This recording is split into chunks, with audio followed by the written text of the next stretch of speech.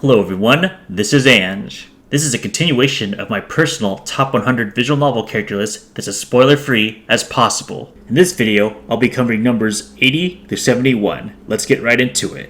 Number 80 is Gakuto Shimazu from Maji de Watashi ni Shinasai. He is the muscular bro of the Kazama family. He has the typical role of being a bro character that is very unlucky at getting female attention. That said, he's still a very funny character, has some pretty cool fight scenes, and a handful of cool bro moments. Number 79 is Sora Minazuki from Baldr Sky. She's a tough tsundere who has a really unfortunate first encounter with the protagonist. Kinda similar to her sister Makoto, she doesn't show off as often as she could. However, she definitely makes the most of her screen time, even in the slice of life where she's more understanding than your typical tsundere. Certain reveals related to her are easily some of the most interesting twists in the whole story. Number 78 is Kyoko Oone from Sharin no Kuni Himawari no Shoujo. She is Toka's mom and has just as much of a role as her daughter in Chapter 3. While Toka's story was interesting, I actually think her mom had by far the most interesting development in that chapter. Without going into spoilers, she goes through a lot in terms of what it means to be a good single mom, and it really made Chapter 3 for me.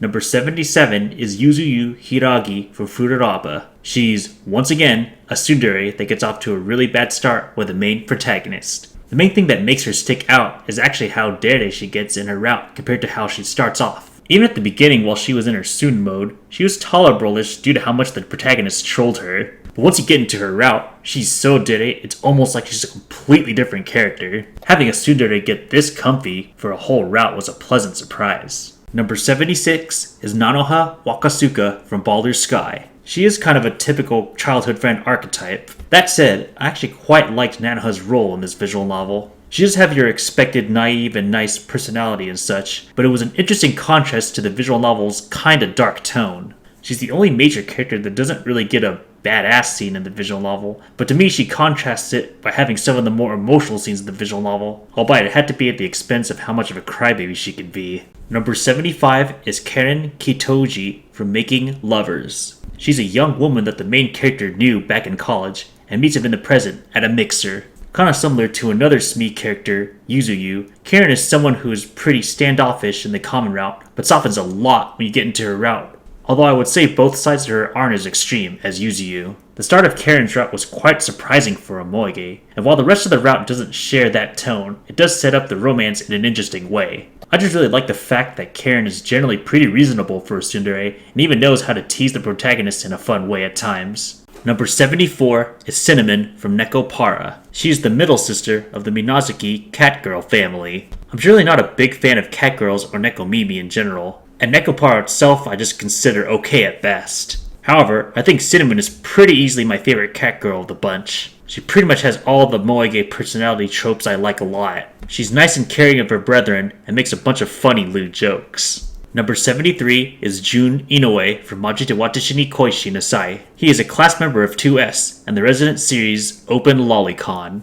Like many characters in Majikoi, I like him a lot for the pure hilarity he brings, and his gimmick is being an intense exaggeration of how lolicons act, and it's pretty hilarious. That said, he does also get points to being one of the cool people of Class 2S that is actually willing to talk to other Class 2F members casually without acting all stuck up. Number 72 is Yoshioka from A Sky Full of Stars. She starts off as the assistant to Orihime for her school and to the Six Stars Club. I actually like that Honoko was generally a very rational person, but still had shades of liking all the silly stuff Orihime did. In her Fine Days Fandisc route, she has some silly moments of herself, but does lead to some of the more fun romance in the whole series. Number 71 is Yoiko, secretly known as Yoiko in Tsuchiro-san no Junai Road. Yoiko is the protagonist's protective childhood friend, while her Ryoko persona is one of the many delinquent gang leaders. While she doesn't have a route until the currently untranslated fandisc, I just think she's generally more likable than the main three heroines due to being relatively mature, even in her delinquent disguise.